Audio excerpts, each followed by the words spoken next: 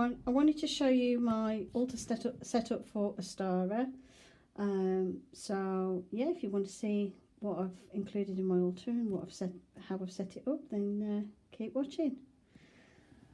So what I've done is I've added a lot more life to the altar, like a lot more things that are growing, flowers and things. Obviously not all real, like the garland thing's fake, but it looks nice. So first of all then, I'll start at this side. I've got a flower crown, picked that up for only £1 from the range. I'm going to add more to it, but for now it's just hanging there. I want to turn the flower crowns I've got into dream catchers, but obviously I've just got to do that. Got my little ivy plant there, he's quite happy there. And I've still got my runes, my witch jar, my candle snuffer, my black candles over there, and these white stick things. On this side of the altar I've added more flowers. They're not the freshest flowers, but they, you know, they're what I had in the house that I could put in that jar. I've got a little egg cup, a little egg candle that I made. You just take an eggshell, and if you've got enough of it left when you've cracked it open to use, wash it out, leave it to dry overnight, and then fill it with wax and a wick, and you've got a little egg cup candle, a little eggshell candle I should say. I keep saying egg cup. Got 2 pieces of rose quartz. I always have those on my altar to symbolise love, and I really love rose quartz, so yeah, I wanted to include that. Got my big soy candle that I made. This is actually a dip jar from some Doritos, and I cleaned it all out and everything, and then refilled it with some lovely soy wax. These ones are scent free because of how my asthma is. I can't have scented stuff all the time, so I tend to make my candles for my altar scent free, and then I can use them as much as I want. Got my 2 little L candles that I made, and I've got various little gemstones and things around the altar. This is a little geode type thing, some sort of agate geode, black tourmaline I believe, selenite, moonstone I think it is. I've got over here opalite and another white moonstone type thing, or it's milky quartz, it might be that one. Oops. And I've got another egg cup over here, egg candle. I've got my little robin. I keep him on my altar. It's like a thing to remind me of my ancestors, because there's a thing in our family with robins where, like, my granddad always loved robins, and after he died my nan kept seeing robins in the allotment, and kind of believed it was my granddad saying hello, because the robin would land on her shovel. And after my nan died I kept seeing robins in my garden, so that's there to remind me of my grandparents. I don't know if it's meant to be a robin, but it's a little fat squatty shaped bird, which is what robins look like, so I've got that one there to represent that. I've got my little lucky elephants, which I've had for years. I always put them wherever I've got anything significant on my altar. I've got my incense burner, obviously to burn incense and everything. It's actually full of ash at the minute, but I don't throw the ashes away. What I do is I save them and use them to make black salt.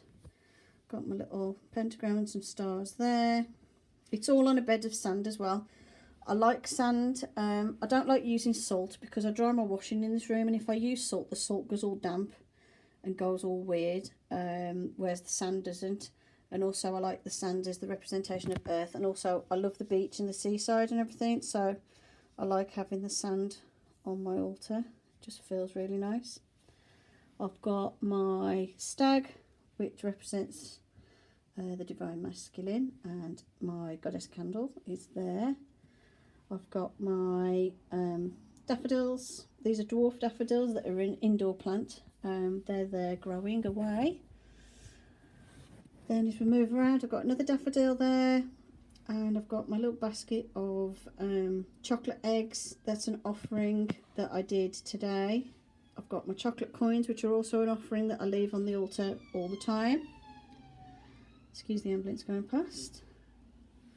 I've got a little lump of coal that I collected when I was on a trip there once, and I really liked it, and I decided it should go there.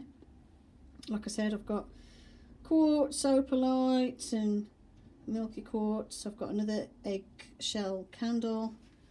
This is another soy candle I've made using an old candle holder. That's my little, these are actually old brandy glasses, and I put flower offerings in there, like cut flowers, like on that side. And I've got my amethyst here, and I've sprinkled rose petals around the altar as well. There's glitter mixed in with the sand to make it look all sparkly. Got my other ivy here, which is growing a bit better than the other one because it gets more sunshine. My moon water's there, my incense stick, and my other black candle. That black one's scented though, so I don't have that on very often. And then I've got this garland that I found at the range. Cost me, I think it was £8, but it's so worth it. It's so pretty. It's artificial, obviously, but I wanted something that I could hang over the altar, and I wanted it to be sort of like a viney garland type thing.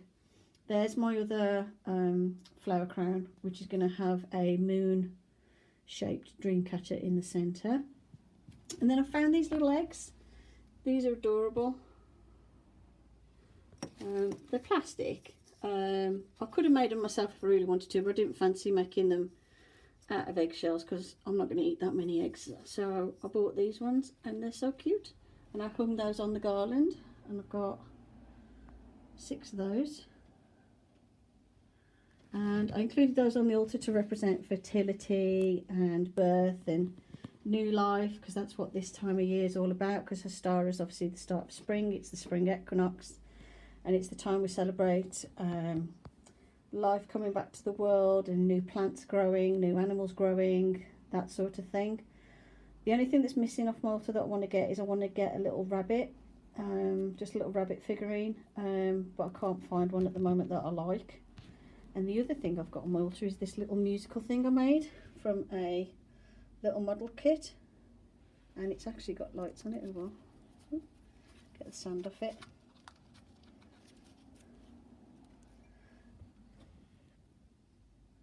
There you go, it lights up and everything. And